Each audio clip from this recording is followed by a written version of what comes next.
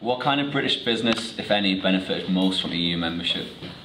They all benefited from an access to a large single market without tariffs, however some benefit more than others. Large businesses tended to benefit from economies of scale and the spurt of competition increased efficiency and innovation.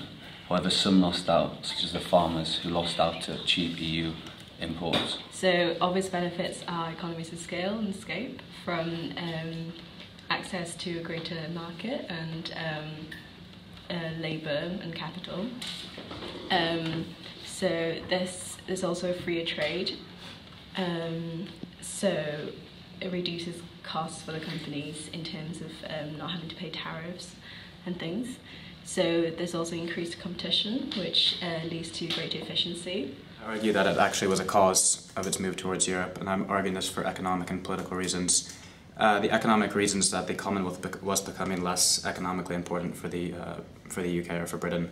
One example is Australia, which put up a tariff against British cars, and this greatly hurt the British car market.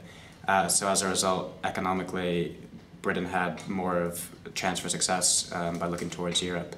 Politically, there are reasons as well.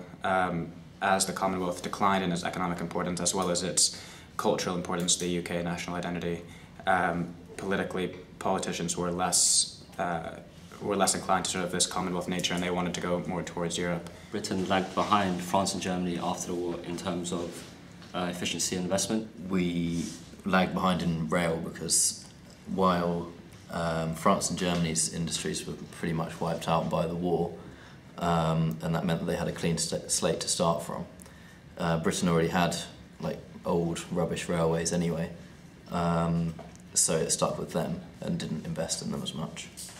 And if it had entered earlier, then maybe it would have been more inclined to sort of reinvest better and have a more competitive freight industry.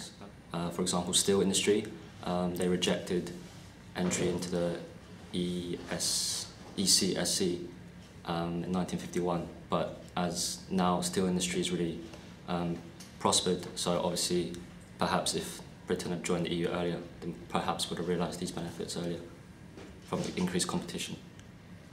So that's it.